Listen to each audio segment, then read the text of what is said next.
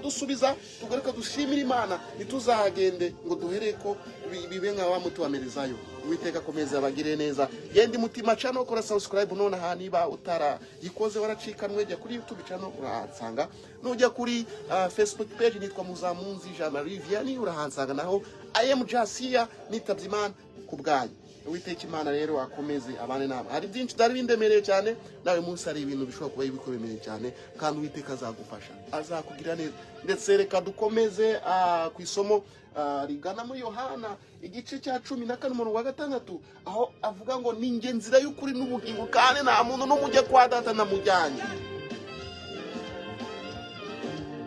Numara kwemera ugakurikira Uwiteka Imana, Uwiteka aravuze ati ni Iyenzira y'ukuri. None se niwiciriza bizagenda gute? Niwiciriza uzagwa mu bihono manga, niwiciriza nibwo uzijya kubona ukabona umuntu ewana biranze nyine uraramuka barukirwa mu kabari ya mu mazi menshi cyane, ukahura n'ibibazo bigiye bitandukanye kuko wiciriza.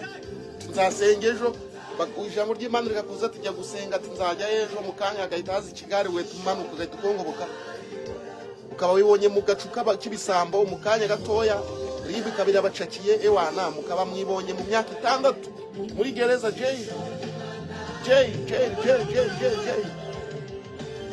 cyangwa se ukabura manutse kabisa, ugahuye weze na polisi irimo irahiga abantu bafite urumogi hakurya, bitewe nuko nyine wicira inzira nawe bakabita bakujyana muri ankete ati uyu nawe mwe mumushizemo araza kuduha amakuru.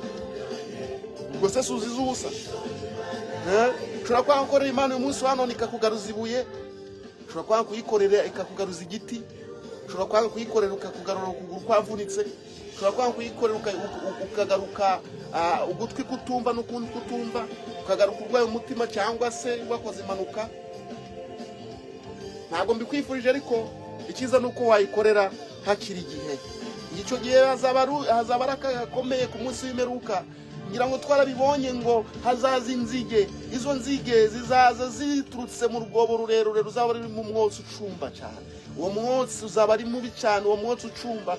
Izo nzige zizaza kandi zizaza zadukira abantu kuri uwo munsi zibarye. Nukuvuga ngo zizaba zitegetswe zifite misiyo yo kutarya icyatsi. Mbaho bikomereye. Zizamara amezi 5 zirya abantu. Biri mu byanditswe, ntabwo ari bihuha, biranditswe. And remember how COVID came. COVID yaraje nyine ubundi si ukwataka abanira batakira. Zabaye se mubyibuka. So there are so many more to come yet. Hari n'ibindi bigiye kuzaza, and everybody should be prepared. So to be prepared from now, it's only being ready for anything. If anything happens, make sure that you are ready. Are you ready to follow Jesus Christ now, so that you may not encounter any suffering? Yeah, say yes in the comment. Go in the comment, then you do comment, you share just now. Everything will be alright. So nuba wize rero nta cyago na kimwe kizegereye ihema ryawe, kizegenze yawe. Tubonye yuko ngo yemwe abarushe n'abaremerewe musange Yesu Kristo arabaruhura, kandi tugiye tubona yuko ngo ni Iyenzira y'ukuri n'ubugingo, naho ujya kwa Data namujya.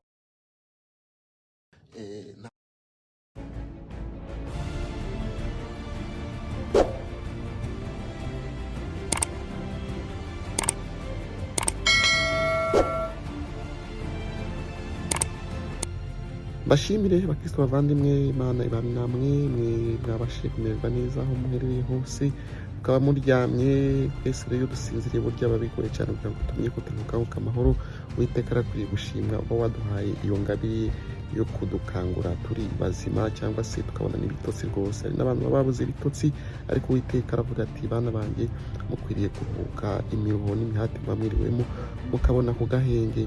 Rero Kristo akomeze abane namwe. Muri Zaburi 48 haragira ati Uwiteka arakomeye, akwiriye gushimirwa cyane mu rurembo rw'Imana yacu, ku musozi wayo wera. Umusozi wa Siyoni uri ikasikazi, uburebure bwawo niwo byishimo by'isi yose, niwo rurembo rw'umwami ukomeye. Imana yimenyekanishije mu nyumba zo muri uko, nuko ari igihome kirekire gikingira abantu. Rero Uwiteka akomeze abane namwe, aho muherereye hose, akomeze ababere igihome. Tumushime tumwamamaze aho turi, kuko akwiye ibyiza kandi ahora twifuriza ibyiza. Imana yacu rero ni nyampuhwe, ni nyambabazi, ituma tubaho ndetse tukabona ibyo dukwiriye igihe cyose twayubashe kandi mu mahoro cyane. Ngaho rero mukomeze mugubwe neza, Uwiteka abarinde, ndabakunda.